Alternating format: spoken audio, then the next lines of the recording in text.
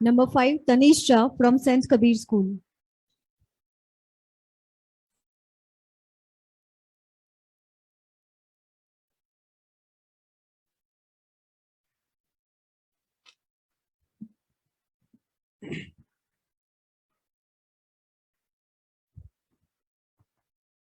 India at 100। मेरी माँ मुझसे मिलने आई थी। माँ? वो ऑडियंस में बैठी माँ नहीं, मेरी भारत माँ मुझसे मिलने आई थी। कुछ कुछ कहना चाह रही थी, कुछ बोलना चाह रही थी, कुछ मांगना चाह रही थी, लेकिन मैं उससे कुछ पूछ पाता उससे पहले वो गायब हो गई। एक नौजवान से माँ क्या इच्छा रख सकती है? एक विजन का, एक विजन ओरिएंटेड भारत की इच्छा।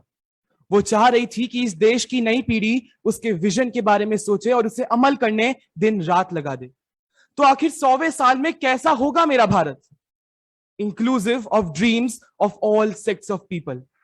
हम यूनिटी इन डाइवर्सिटी की बात करते हैं, पर क्या हम सबके बारे में सोचते हैं? नहीं। इंडिया एट 100 किसानों से लेकर मिडिल क्लास मैन सबके सपने पूरे होंगे और सबकी डिमांड सुनेगा।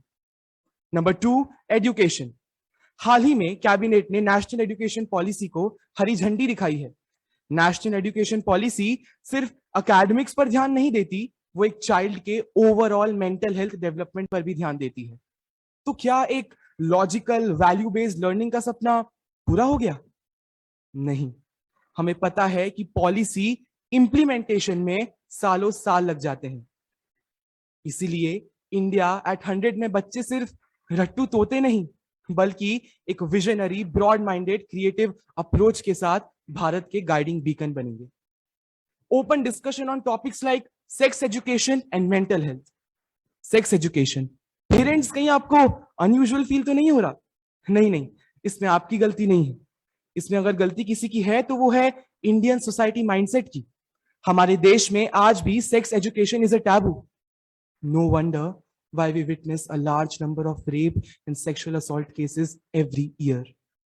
इंडिया एट 100 में किसी भी पेरेंट को अपनी बेटी को बाहर भेजने से पहले ये नहीं कहना होगा कि बेटा अंधेरा होने से पहले घर आ जाना। ऐसे ही लोग समझते हैं कि mental health is not a real thing, ये सिर्फ मन में है bro. No wonder why suicide rates have increased. India has become the most depressed nation in the world and cases of child labor and child abuse still continue. India at 100 will witness every household radiating happiness and every soul will be mentally and emotionally strong. Increased manpower in the defense services. 100वें साल तक भारत की हर एक माताओं में एक ऐसा कलेजा होगा और युवा में एक ऐसा जोश होगा कि हर एक घर से lieutenant general KJS Dhillon sir जैसे शूरवीर पैदा होंगे और भारत मां की रक्षा करेंगे। An India of innovation, an India of creation, an India of entrepreneurship. आज एक मेजॉरिटी यूथ जॉब सीकर है, लेकिन by the time we reach 100 India एक क्रिएटर होगा।